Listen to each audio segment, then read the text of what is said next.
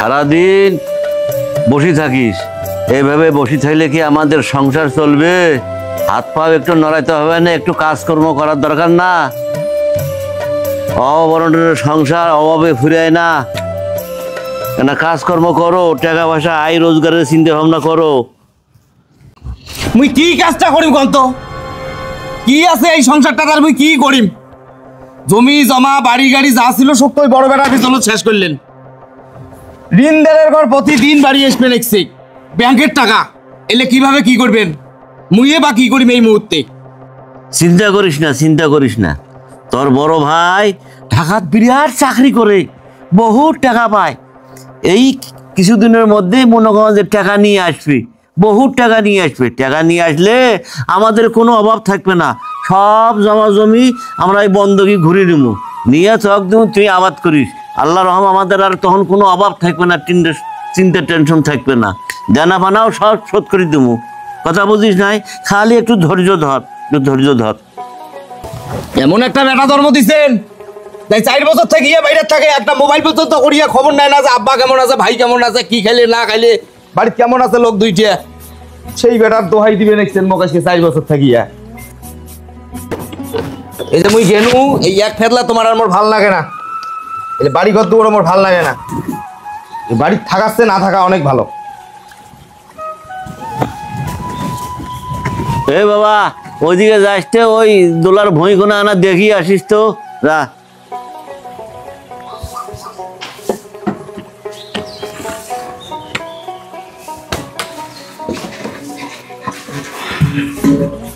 এদিক তো সরে তো। ভাত খাইছেন? ভাত আরো কই খাইলাম? কে রান্না বাড়া করে? তরকারিও তো নাই। তা ওই রাতের একটা পন্থা আছে, কাকে না হয় না মরিচ পেঁয়াজ দিয়ে খায়া দেয়া না ভাত তুলি দে। এগুলো বাড়ির অবস্থা? এই বাড়িতে মানুষ থাকে? এই কয়েকটা বছর আমি বাইরে ছিলাম, তাতে এসে দেখি যে আমার বাড়ির এই অবস্থা। কি একটা অপরিষ্কার অপরিচ্ছন্ন। আমি একজন নতুন বউ নিয়ে আসছি এগুলো দেখার জন্য। তুই লোকটা 4 বছর পরে বাড়ি আসছিস, আসিয়া বাড়ির কাই কি হালে আছে, কি খায় না খায়, কার কি অবস্থা এগুলো না জানিয়া তুই আসি বাড়ির খুদ ধরা শুরু করছিস না? বস। আব্বা আজকে 11টা মাস থেকে অসুস্থ, তার কোনো খোঁজ খবর নাই, বাড়ি এসে খুদ ধরা শুরু করছে। আব্বা আমি এই কয়টা দিন বাড়িতে নাই, তাতে এটার ওই বেয়াদব বানিয়ে ফেলেছেন আব্বা। বড় ভাইয়ের সঙ্গে কিভাবে কথা বলতে হবে জানে না? আর বাবা একটু ধৈর্য ধর তো, চিল্লাচিল্লি করিস না। মেলা দিন পরে আসলু, ধৈর্য ধর।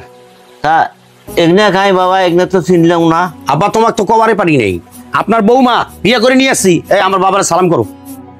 কি হলো, সালাম করো না কেন আমার বাবা? হ্যাঁ থাক বাবা, লাগবে না, সালাম লাগবে না। নয়ন, ওই ভাইয়ের ঘরটা ঠিক করে দে তো, তোর ভাবি নিয়ে যা। আসো।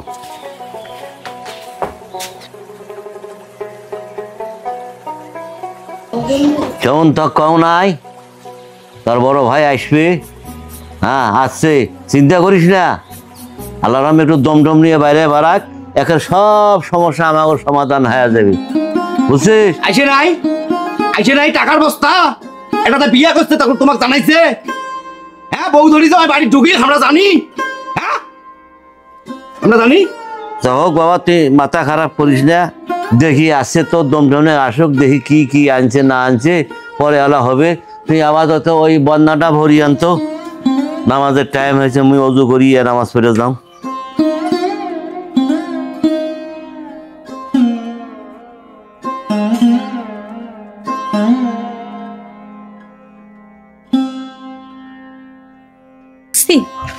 পাগলি, তুমি বোঝো না, বাড়িতে কেউ থাকে না, আমার বাবা আর ভাই থাকে। বাপ ভাই তো তার অথর্ব, শুধু খায় আর ঘুমায় আর ঘুরে বেড়ায়। 1 সপ্তাহের মধ্যে সব ঠিক করে দিব। আব্বা, আব্বা, এ নয়ন, কোথায় গেল এরা সবাই? নতুন একটা বউ আছে, তার খাওয়ার কোনো খবর নাই, কি খাইলো না খাইলো তার কোনো দেখার বিষয় নাই। 2 বাপ ছেলে কোথায় গেল? আব্বা, এই নয়ন, কোথায় গেল এরা?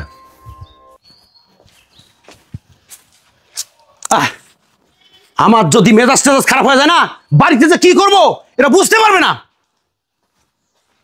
একটু দাঁড়াও, ওরা আসতেছে। আব্বা, তোমরা কোথায় গেছিলেন? নয়নও বাড়িতে নাই।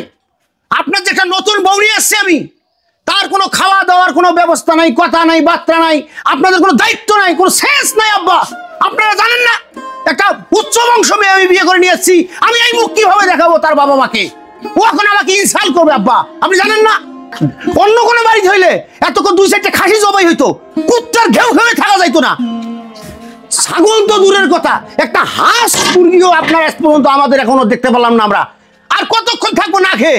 একটা নতুন মানুষ আসছে, সে কত দূর থেকে বিয়ে করে নিয়ে এসেছি, আপনাদের মাথায় কোনো বুদ্ধি নাই, কানে ঢোকে না? ছোট ছেলেকে নিয়ে সারাদিন নতুন নতুন নতুন নতুন করে বেড়ান। আমরা যে একটা ঢাকার থেকে আসছি, এত দূর জার্নি করে আসছি, এখন পর্যন্ত পেটের মধ্যে চু চু চু চু করতেছে। কোনো দায়িত্ব জ্ঞান নাই আপনাদের, বলতে আমার কোনো ভাষাই আমার নাই। আব্বা, এভাবে মানুষ বাঁচতে পারে নাকি? এটা বাড়ি না চিড়িয়াখানা? আমি এত কিছু শুনতে চাই না। আমার মান সম্মান যদি কোনো ব্যাঘাত ঘটে, আমি বাপ ভাই কাউকে চিনবো না। এ নয়ন, আজকে থাকি তোর ভাবির হাতে যত কাজ আছে সব কাজ করবি। কাপড় ধোয়া থেকে শুরু করে যা যাবতীয় লাগে, এই শোনো, তোমার যত হাতের কাজ আছে সব ওকে দিবা, ঠিক আছে? তোমার কষ্ট করার দরকার নেই, তুমি উচ্চ বংশের সন্তান, ঠিক আছে? আর কথা কিন্তু মাথায় রাখিস, যা বললাম। ওরে ভাই, ভালো তো কৌশল কোনা শিখছিস রে। আজ বউ ধরিয়ে আসিয়া কমেছিস তোর বউয়ের কাজ মুখে করা নাকি শোক? নিজে তো বউয়ের গোলাম হচ্ছিস, মুখে সেটা শিখবে নাকছিস। মোর দ্বারায় ওটা হবার নয়, মোর দ্বারায় ওটা হবার নয়। আব্বা, মিলছে কোন টাকার বস্তা ধরিসবে? টাকায় টাকারে বাবা, অভাব অনটন দূর হবে, ঋণ মুক্ত হবো, জমি জমার বন্ধক খুলবো। আজকে কি দেখলেন চোখের সামনে? এখন হয়েছে আপনার বোধগম্য হয়েছে আজকে? তোমার ভাই এত বেয়াদব, এই পরিবেশে মানুষ থেকে তুমি বলছিলা কি আর হইল কি? এই কাকুরু বেয়াদব, একেবারে মানুষ থেকে বেয়াদবের বাচ্চা বেয়াদব, মুখে ঘোষ বেয়াদব। তুই এত বড় বেয়াদব আছিস, ভাবির সাথে কি কথা বলতে হয়? ফাজিল কথা কর। বাবা, এই যে আপনি আবার কেন আছেন? তার এখানে মান সম্মান আমার সব শেষ করে ফেলাইলেন।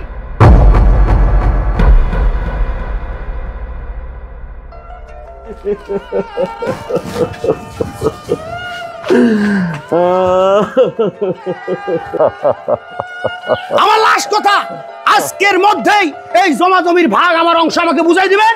আমি আর এই বাড়িতে থাকবো না, আমি এই বাড়ি থেকে চলে যাবো। এই চলো।